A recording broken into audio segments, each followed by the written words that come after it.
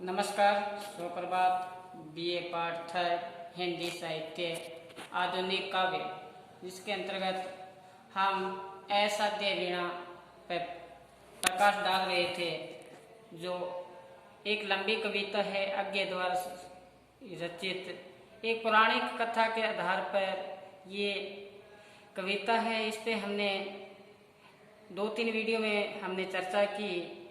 और प्रियविंद जो राज दरबार में बैठा है और पास में वो वीणा असाध्य है, उसको गोद में लेके बैठा है और अपने आप को उसी में लीन बताया है और मनन कर रहा है कि ये जो असाध्य वीणा है ये कहाँ से आई है, कैसे इसको साधा गया है, कैसे पेड़ से इसको काट के इसको बनाया गया है। ये मनन चल रहा है। अंतर ही अंतर मन में शून्य अवस्था में प्रियविंद है वो डूब चुका है। और राज दरबार के जो भी जितने भी बैठे थे उन्होंने सोचा कि क्या प्रियविंद सोता है। वो ये सोच रहे हैं कि प्रियविंद अब तो सो रहा है, लेकिन प्रियविंद अपने आप को सोच रहा था। ये बात मुख्य आई थी। यहाँ तक हमने बात की थी। फिर अंदर ही अंदर मनन चलता हुआ प्रियविंद सोच रहा है कि इनके कंधों पर बादल सोते थे। ये इतने ऊंचाई लिए हुए थे कि बादल भी जब विश्राम करते थे तो इनके कंधों पे आके विश्राम करते थे और इनके कोटरों में बालू बसते थे। जब भी शेर आते थे अपने को खुजलाते थे तो इनके जो छाल थी इतनी बड़ी थी उसमें खुजलाते थे। जड़ थी जो पाताल लोक पहुंच चुकी थी और वहां पर पाताल लोक में इतनी शीतलता थी कि वहां पर नाग थे, वो उनको लपेटे हुए थे। इस प्रकार से बात चली थी। फिर बताया कि पास में ही जब एक गांव था, गांव में काम करते हुए मजदूरों का भी साथ साथ में चित्रण कर दिया कि ढोलक की थाप आ रही है कहीं पे कैसे उत्सव का वातावरण है। और इस पीठ तरु का जो पेड़ है इसने पता नहीं कितने आंधी तूफान झेले हैं, लेकिन जो धूप से व्याकुल थे, बेचैन थे, पक्षी थे, जानवर थे, जो भी थे, इनके जब आते थे आश्रय इनको मिलता था, बड़े ही खुशी के साथ वो समय व्यतीत करते थे।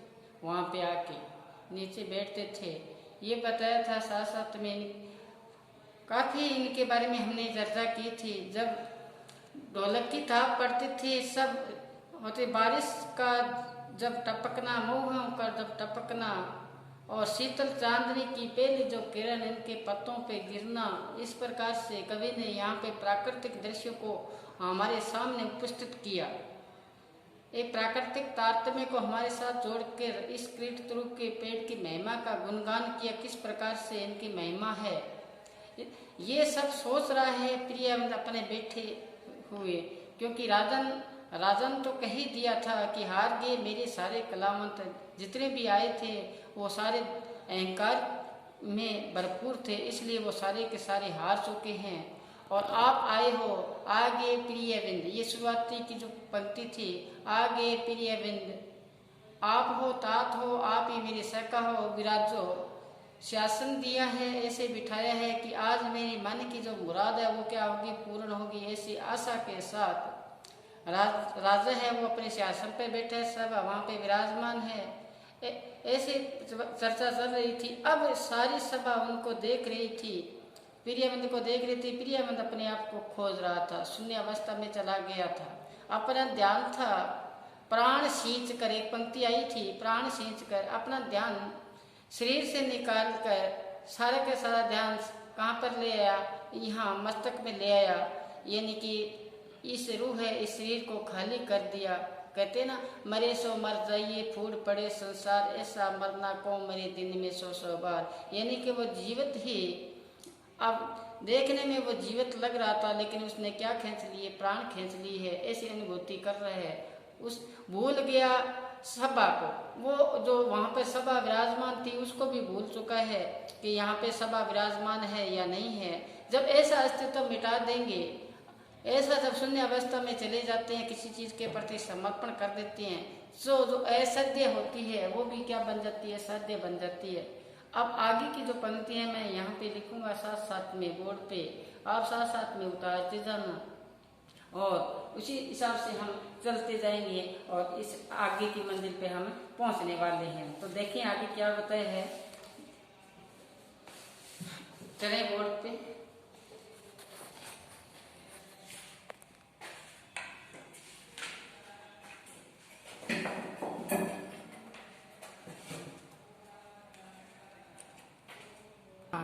चलिए देखो, राजा जागे, राजा जागे, समाधि स्तर संगीतकार का, समाधि स्तर संगीतकार का, संगीतकार का हाथ उठा था, हाथ उठा था, कांपती थी अंगुलियां, कांपती थी अंगुलियां, अंगुलियां, अलस अंगड़ाई, अलस अंगड़ाई, अंगड़ाई लेकर मानो जाग उठी, लेकर मानो जाग उठी, उठी, लेकर मानो जाग उठी वीणा। आगे देखो, किलक उठे थे सवर, किलक उठे थे सवर शिशु, निरुपत रखता, निरुपत रखता, जालिम मायावी, शब्द तारों से धीरे धीरे, शब्द तारों से धीरे धीरे डाल रहा था जाल, डाल रहा था जाल, खेम तारों पर, खेम तारों पर। देखो इस पे प्रकाश डालते हैं। राजा जागे, समाधिस्थ संगीतकार का हाथ उठा। अब जैसे पहले बातचीत आपको अवगत करवाया उसके बाद की बात है ये, वहां पे राज दरबार में ये बैठा हुआ है संगीतकार, उसके बारे में बताया। संगीतकार यहाँ पर प्रियविंद कलाम, तो ये प्रियविंद है, उसके बारे में बताया कि सभा सब मौन थी, शून्य अवस्था में चली गई थी। राजा जागे हैं। अब क्यों जागे हैं राजा? क्योंकि जो समाधिस्थ पर बैठा था प्रियविंद, उसने संगीतकार का हाथ उठा, थोड़ा सा हाथ हिला। पहले वो शून्य अवस्था में था, अब थोड़ी बहुत हलचल हुई है, हाथ को उठाया है। तो सबसे पहले जागृत अवस्था में आए हैं। तो कौन आए हैं? राजा। और राजा आए हैं तो अब क्या बताए हैं कि कांपती थी अंगुलियां। यहाँ प्रियविंद की वीणा गोद में ली हुई थी, धीरे धीरे अंगुलियां हिलनी शुरू हुई है, क्योंकि प्रियविंद ने पहले कहा था कि मैं तो आपकी गोद में बैठा हुआ एक क्या हूँ, बालक हूँ, तात मुझे संभाल। कहते हैं आप मेरे सखा हो, आप मेरे गुरु हो, आप मेरे प्रिय हो, आप मेरे को संभालो। तो जो प्रियविंद था उनकी उंगलियों में थोड़ी कंपन हुई है। ये प्रियविंद भी अपने आप को शोध के, अपने आप को समर्पित करके जब वीणा के पास गया है तब की बात है, क्योंकि पहले ही इसने अपने आप को मिटा दिया था, अपने अस्थि को मिटा दिया था। तो उनकी उंगलियों में हलचल हुई है, कांपी है उंगलियां। तो कवि ने मानवीकरण अलंकार के माध्यम से एक वीणा का अलसाई हुई जागना, आलस में जागना और अंगड़ाई लेना एक मानवीकरण अलंकार के रूप में यहाँ बताया है। और और उत्कृष्ट अलंकार के माध्यम से कहते हैं कि अलसाई हुई जो वीणा थी वो अब क्या हुई है, जाग चुकी है। इतने दिन की सोई हुई निंद्रा में अब जैसे ही उसको छुआ है प्रियमंद ने साधना के द्वारा तो वो जागी है। तो जागी है तो उसमें जैसे ही आवाज निकली है, ईश्वर निकले हैं। तो कैसे निकले हैं, किलक उठे। जिस प्रकार से छोटा बालक होता है उसकी किलकारी होती है, किस पर कितनी अच्छी लगती है छोटा सा बालक की किलकारी, वो सबको मोहित करती है। इसी प्रकार उसमें से ऐसी धुन निकली है जैसा कोई छोटा सा बालक की क्या हो, किलकारी हो। और ऐसा महसूस हुआ कि जैसे ये प्रियमंद तारों पे हाथ डाला, वो तार किसके बने हुए थे, हेम सोने के बने हुए तार थे। हाथ डाला तो कवि की क्या कल्पना यहाँ पे बताते हैं कि नीरव रखता जालिम मायाएं हुई सदे तारों को धीरे धीरे, कि जिस प्रकार से कोई आखेटक, कोई शिकारी या कोई मछली पकड़ने वाला मछुआरा धीरे से पद को आवाज न करके, पैरों की आवाज न करके जाता है शिकार करने के लिए, अपने जाल को वहां पे डालता है। इसी प्रकार धीरे धीरे ये प्रियविंद भी अपने हाथ बिना आवाज किए एक शून्य अवस्था में आके तारों पे हाथ डाला है और आगे से एक धुन निकली है जैसे क्या हो, कोई बालक की क्या हो, किलकारी। ऐसा शुरुआती तौर में महसूस हुआ है। सबसे पहले राजा क्या है, जागृत अवस्था में आए हैं। अब देखते हैं आगे क्या बताते हैं कवि। सुनो आगे क्या बताते हैं कवि। सहसा, आगे देखना, सहसा वीणा झंझना उठी, वीणा झंझना उठी। संगीतकार की आंखों में, संगीतकार की आंखों में, संगीतकार की आंखों में पिंगली ज्वाला सी झलक गई, पिंगली ज्वाला सी झलक गई। आगे, रोमांच एक बिजली सी, रोमांच एक बिजली सी,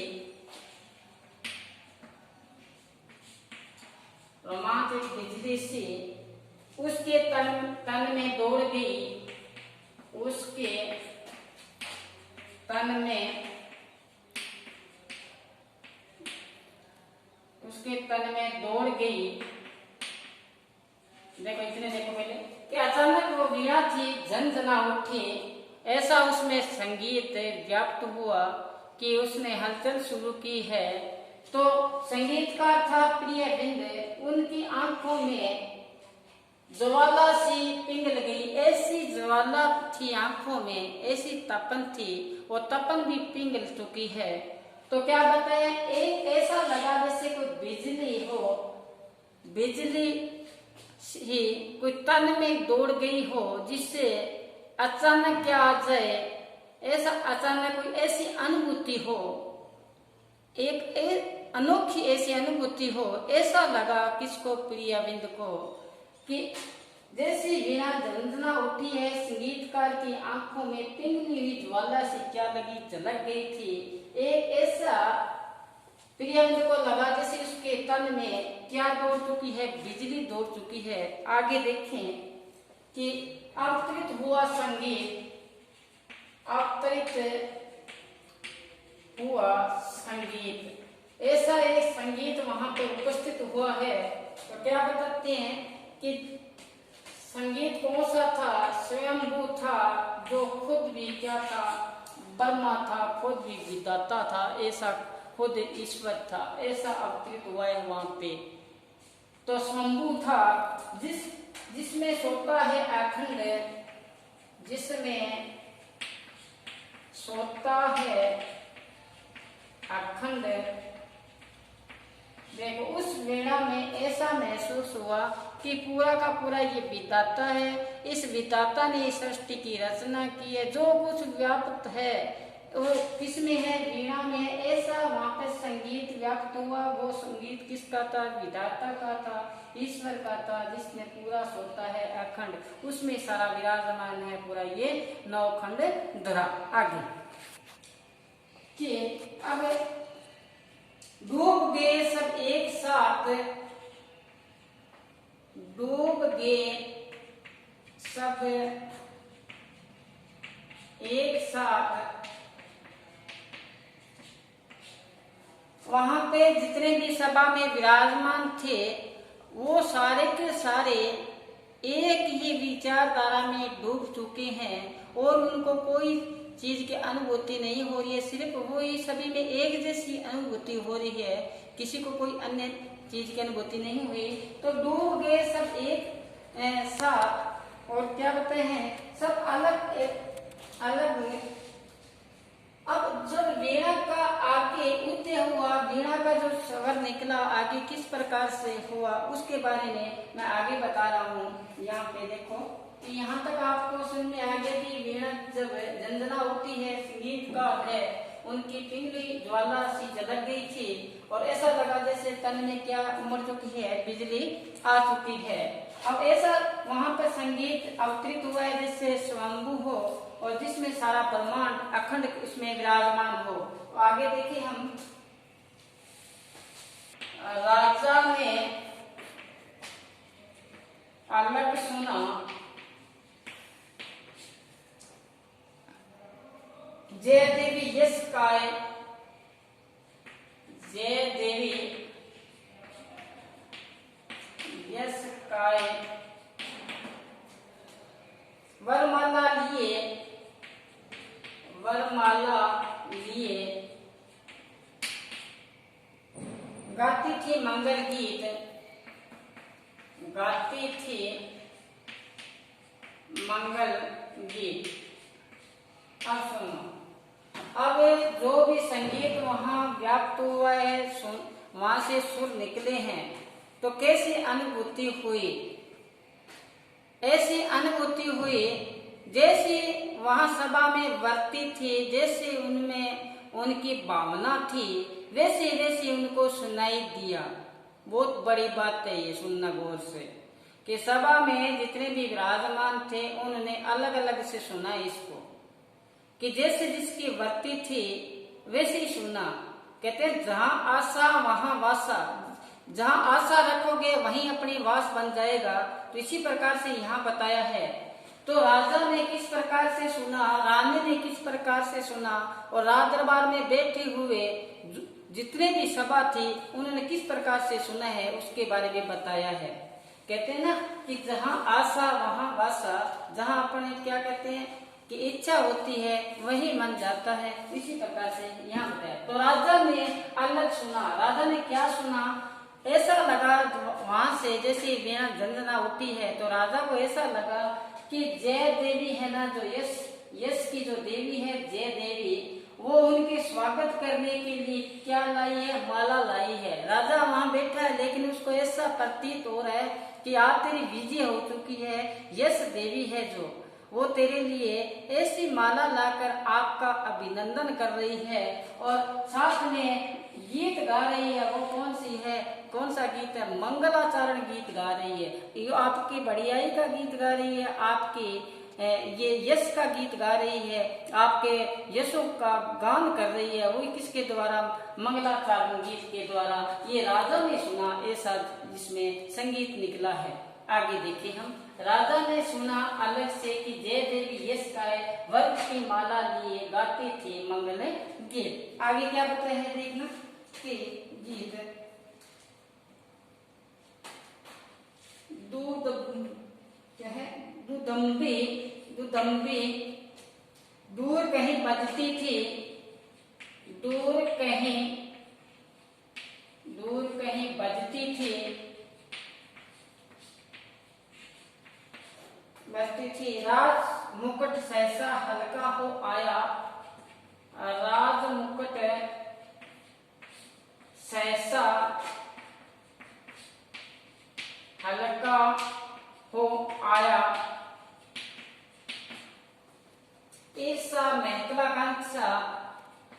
ईर्षा, महत्वाकांक्षा,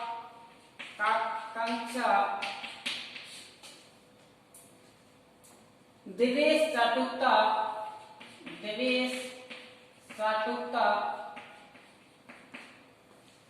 सभी